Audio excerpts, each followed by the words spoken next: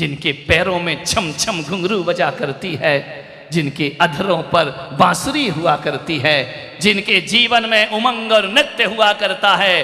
कृष्ण ने नृत्य सौंपा सारे जगत को, हंसता हुआ धर्म सौंपा, नाचता हुआ धर्म सौंपा, खिलखिलाता हुआ धर्म सौंपा।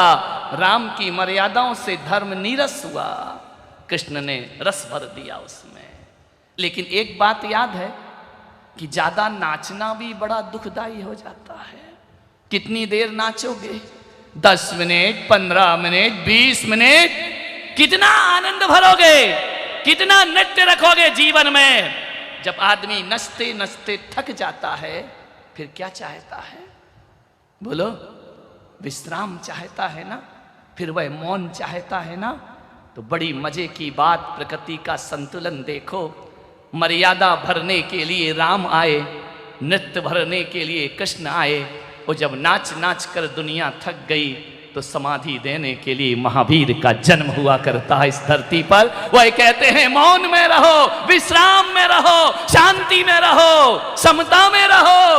और उन्होंने राग से बीत रागता की बातें कर दी। महावीर मौन है, न माला, न जाप, न मंत्र, छाप तिलक सब छोड़ दिया उन्होंने। कुछ नहीं किया नारायण कृष्ण ने, ना कहीं कोई कथा करी जा करके, कुछ नहीं किया नारायण कृष्ण ने। एक बात ध्यान रखो, ना वो राम की तरह वनवासी बने, ना महावीर की तरह तपस्वी बने, लेकिन क्या बात है उनके जीवन की। ना उन्होंने वनवास धारण किया, ना महावीर का अभिनिष्क्रमण धारण किया। कृष्ण तो वो अवतार पुरुष हुए, ना माला, ना जाप, ना पूजन, ना पाठ, कुछ नहीं किया। फिर भी जो सारे जगत में ईश्वर के समान पूजा गया, वह नारायण ईश्वर के समान पूजे गए। ईश्वर बना करके दुनिया ने उन्हें पूजा। ना माला, ना मोती, ना कुछ नहीं किया उन्होंने जीवन में। मान्यवर वनवासी नहीं बने। मालूम है कृष्ण ने तपस्या क्यों नहीं की? हिंदू लोग यहां बैठे होंगे, बैठे हैं? हाथ उठाओ जरा, नारायण के भक्त नीचे कर लो। कृष्ण ने तपस्या क्यों नहीं की? मैं पूछता हूं, कृष्ण वनवासी क्यों नहीं बने? कृष्ण ने जटा जूट धारण क्यों नहीं की? कृष्ण ने योगी का भेष क्यों नहीं बनाया? कृष्ण ने वैराग्य क्यों नहीं लिया? मालूम है? उठा के देखना, कृष्ण लीला में कहीं नहीं मिलेगा।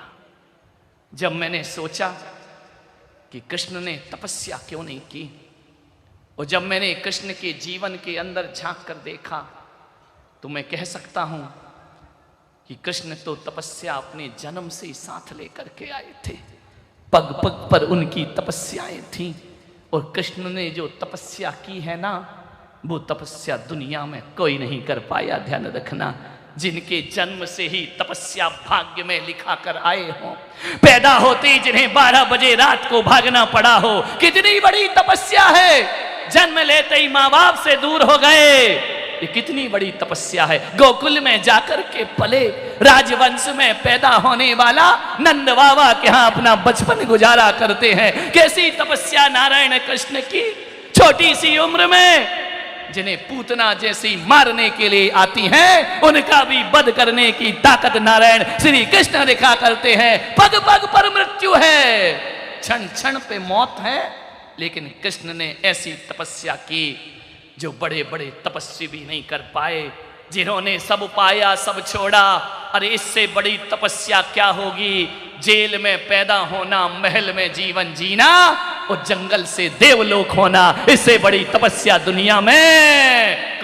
जंगल से विदा हुए नारायण कृष्ण 125 वर्ष और 6 माह की आयु में नारायण कृष्ण ने देवलोक को प्राप्त किया। ध्यान रखना, 100-125 वर्ष की आयु थी उनकी। ध्यान रखिए मान्यवर, जेल से विदा हो गए।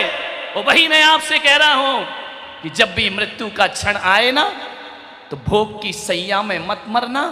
मैं पुलक सागर कहता हूं, भोगों के बिस्तर में मृत्यु प्राप्त मत करना।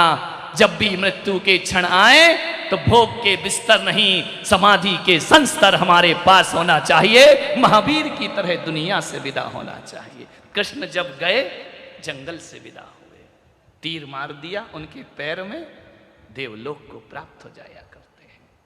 मान्यवर, सोचना है आपको। ऐसे जिए नारायण कृष्ण, उन्होंने जो कहा वो गीता बन गया। जो कृष्ण ने कहा वो गीता, और जो कृष्ण ने जिया वो लीला बन गई जगत के लिए। ध्यान रखना। उद्धव ने एक दिन माधव से कहा, कन्हैया क्यों तू ये गोपियों से छेड़छाड़ करता है? ये ब्याही हुई हैं, इनके पति हैं, ये सब सुध-बुध छोड़ के तेरे साथ घूमती हैं। कन्हैया क्यों इज्जत की मिट्टी पलीत करता है तू? छोड़ना इनका साथ।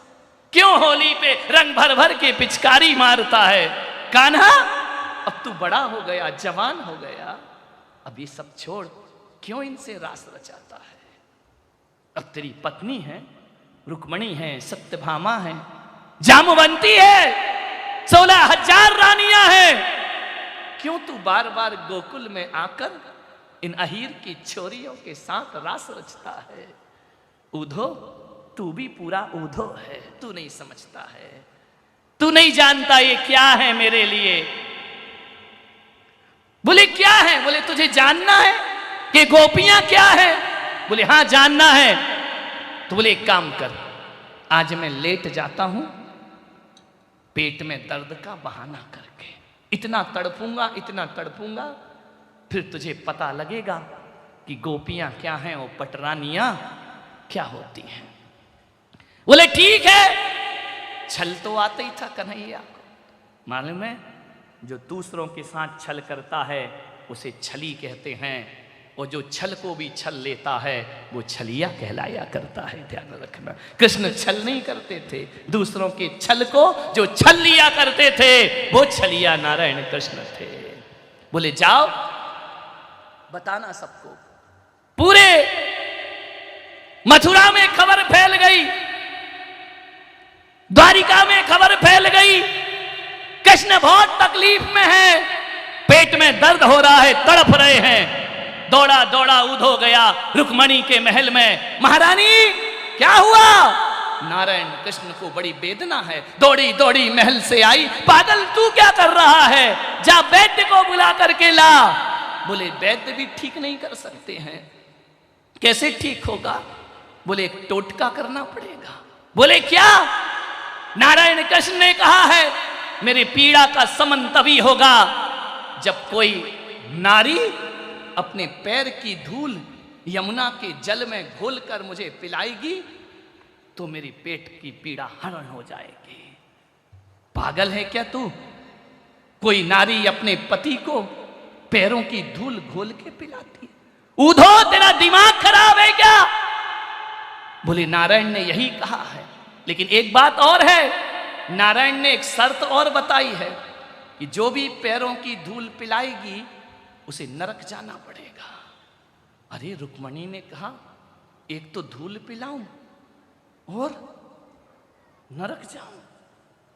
सत्यभामा महारानी आप बताइए, क्या आप अपने पैरों की धूल देंगी नारायण कृष्ण को?